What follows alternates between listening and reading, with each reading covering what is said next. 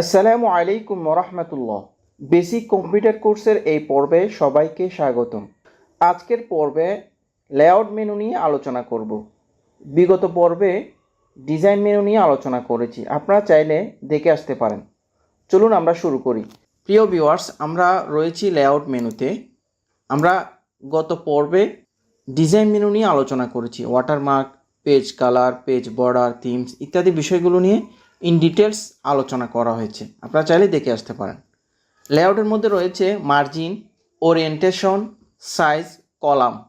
প্রথমে আমরা আলোচনা করব মার্জিন নিয়ে। মার্জিন হচ্ছে একটি পেজের চতুর্পাশের একটি সাইজ, অর্থাৎ আপনার লেখাটা কতটুকু থেকে শুরু হবে, কি পরিমাণ গ্যাপ থাকবে, কি পরিমাণ ডানে বামে নিচে উপরে খালি থাকবে, সেটাই হচ্ছে মার্জিন।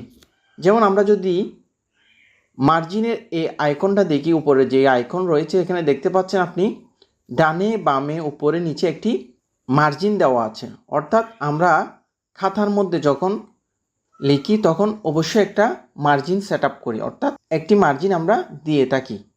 সাধারণত ওইটাকে আমরা কি বলে থাকি, মার্জিন বলি। কিন্তু কম্পিউটারের মধ্যে আপনার মার্জিনটাকে চতুর্পাশে ধরা হয়, অর্থাৎ উপরে কতটুকু খালি থাকবে, ডানে এবং বামে নিচে কতটুকু খালি থাকবে, ওই বিষয়টা গণনা করা হয়। আমরা যখন বিভিন্ন পরীক্ষায় প্রশ্নের উত্তর দিয়ে থাকি, সেক্ষেত্রে আমরা বাংলা হলে বাম পাশে একটি মার্জিন দিয়ে আমরা লেখা শুরু করি। কিন্তু যখন আমরা কম্পিউটারে কাজ করব তখন আমাদের এই সেটআপটা অবশ্যই খেয়াল রাখতে হবে। চলুন আমরা দেখি কিভাবে কাজ করে। মার্জিনে যখন আমি ক্লিক করছি তখন দেখেন অনেকগুলো অপশন রয়েছে। লাস্ট কাস্টম সেটিং, অর্থাৎ সর্বশেষ যেটা আপনি ইউজ করবেন সেটা আপনাকে দেখাবে। এরপর হচ্ছে নর্মাল।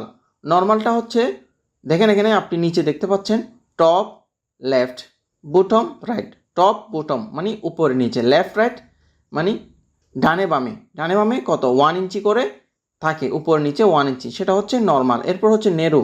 নেরো ঠিক সেম, উপর নিচে ডানে বামে 0.5 অর্থাৎ হাফ ইঞ্চি আমরা ধরে থাকি। এরপর হচ্ছে মডারেট, এটার মধ্যেও আপনার টপ বটম লেফট রাইট রয়েছে। এরপর হচ্ছে উইড, এরপর হচ্ছে মিরর। এরপর আমরা কাস্টম মার্জিন। আমরা কিন্তু প্রত্যেকটা সাইজের বাম পাশে আমরা দেখতে পাচ্ছি কোন সাইজটা কি পরিমাণ, অর্থাৎ নর্মালটা আপনি দেখতে পাচ্ছেন যে এই ক্যাটাগরিতে হবে, অর্থাৎ এখানে একটা সিম্বল দেওয়া আছে। এরপর হচ্ছে নেরো। নেরো মানে হচ্ছে একেবারে সংকীর্ণ আকারে থাকবে। বাকিগুলো ঠিক সেম, আপনি সিম্বল দেখে বুঝতে পারছেন। আমি যখন কাস্টম মার্জিনে ক্লিক করব তখন এই ধরনের একটি উইন্ডো আসবে। এখানে দেখতে পাচ্ছেন টপ বটম লেফট রাইট আপনারা দেখতে পাচ্ছেন। এরপর রয়েছে ওরিয়েন্টেশন, আমরা এটা নিয়ে আলোচনা করব। তাহলে আপনি এখান থেকে টপে কত দেবেন, রাইটে কত দেবেন, সেটা আপনি এখান থেকে এই যে ড্রপডাউনে ক্লিক করে সেট করতে পারেন। যেমন আমি যদি এখানে ক্লিক করি, আপনি এখানে প্রিভিউতে পরিবর্তন দেখতে পারবেন। এই যে দেখতে পাচ্ছেন পরিবর্তন হচ্ছে। এভাবে করে আপনারা টপ বটম লেফট রাইট এগুলো আপনি আপনার মতো করে আপনি সেট করতে পারবেন। আপনি যখন আপনার মতো করে সেট করবেন তখন ওকেতে ক্লিক করলে সেটা সেট আপ হয়ে যাবে। যেমন আমি একটা করে দেখাচ্ছি। আমি যদি এখানে দিই 0.5 এবং নিচেও দেবো 0.5, বাকিটা ঠিক থাকবে, দেন ওকে। দেখেন আমার এই ট্যাক্সটা উপরে উঠে গেছে। অথবা আপনি যদি এখানে যদি দেন যে লেফটে 1 থাকবে, রাইটে আমার একটু খালি হবে, এক্ষেত্রে আপনি দিতে পারেন 0.5। এই যে প্রিন্ট হওয়ার সময় এই পাশটা আপনার বড় থাকবে, যাতে আপনি কোনো পিন আপ করতে চাইলে ভালোভাবে করতে পারেন। এই হচ্ছে বিষয়। তাহলে আমরা এখান থেকে আমাদের ইচ্ছা মতো আমরা মার্জিন সেট আপ করতে পারবো। এরপর হচ্ছে ওরিয়েন্টেশন, অর্থাৎ আপনার পেপারটা লম্বালম্বি হবে কি না সেটা আপনি এখান থেকে সেট আপ করে দিতে পারবেন, অথবা পাশাপাশি হবে কি না। পোর্ট্রেট হচ্ছে লম্বালম্বি আর ল্যান্ডস্কেপ হচ্ছে পাশাপাশি। যেমন এখন ল্যান্ডস্কেপ আমি যদি আপনাদেরকে এভাবে দেখাই, দেখেন এটা এভাবে হবে। আর যদি পোর্ট্রেট দিই তাহলে এভাবে হবে। আমাদের যখন বিভিন্ন অফিসিয়াল কাজে আমরা সাধারণত পোর্ট্রেট ইউজ করি, বিশেষ কাজের ক্ষেত্রে আমরা ল্যান্ডস্কেপ ইউজ করি। আশা করি সেটা আপনারা আপনাদের কাজের ক্ষেত্রে প্রয়োগ করবেন। এরপর হচ্ছে সাইজ। সাইজটা কেমন হয়, আমরা 3টা সাইজ ইউজ করি। একটা হচ্ছে লেটার, যেটা আমরা অফিসিয়াল প্যাড ইউজ করি। এরপর হচ্ছে A4, যেটা আমরা অফিসিয়াল যে কোনো কাজের ক্ষেত্রে আমরা A4টা ইউজ করি। প্যাডের ক্ষেত্রে আবার A4ও ইউজ করা হয়। এরপর হচ্ছে লিগ্যাল, আমরা বিভিন্ন স্ট্যাম্প বিভিন্ন দলিল আদির ক্ষেত্রে আমরা লিগ্যাল সাইজটা ইউজ করি।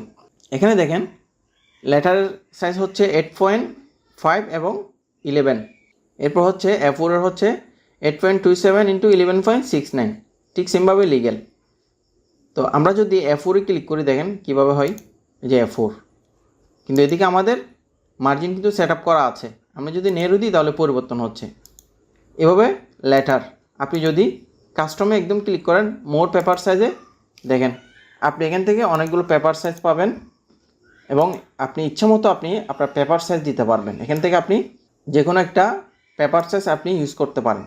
যেমন আমি যদি এখানে এটা দিই, দেখেন আমার ইচ্ছা মতো আমি পেপার সাইজ দিলাম, এখানেও ঠিক ইচ্ছা মতো আমি পেপার সাইজ দিলাম, দেখেন এই যে কমে গেল। এভাবে করে আপনি আপনার ইচ্ছা মতো পেপার সাইজ দিতে পারবেন। আমি Ctrl Z দিয়ে ব্যাক আসছি। এরপর হচ্ছে কলাম। কলামটা খুবই গুরুত্বপূর্ণ। আমরা বিভিন্ন প্রশ্ন প্যাটার্ন রেডি করার ক্ষেত্রে আমরা কলামটা ইউজ করি। অর্থাৎ এখন যে অবস্থায় রয়েছে সেটা হচ্ছে 1 কলাম। আমরা চাইলে 2 কলামে যেতে পারি, এই যে এটা হচ্ছে 2 কলাম। চাইলে আমরা 3 কলামে যেতে পারি, চাইলে আমরা লেফট ভিত্তিক অর্থাৎ বামে ছোট হবে, ডানে বড় হবে, ঠিক সেমভাবে রাইট।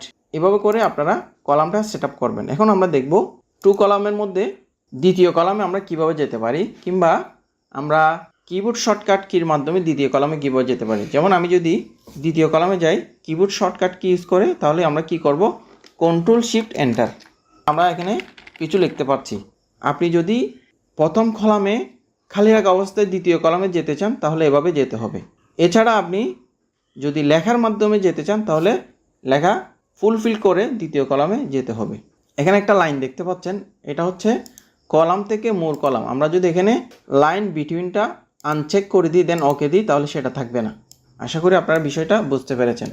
এখন প্রশ্ন হচ্ছে আমরা দ্বিতীয় কলামে কিবোর্ড শর্টকাট কি ছাড়া কীভাবে যেতে পারবো যদি প্রথম কলাম পরিপূর্ণ না করি। এক্ষেত্রে আমরা ব্রেকসে যাব।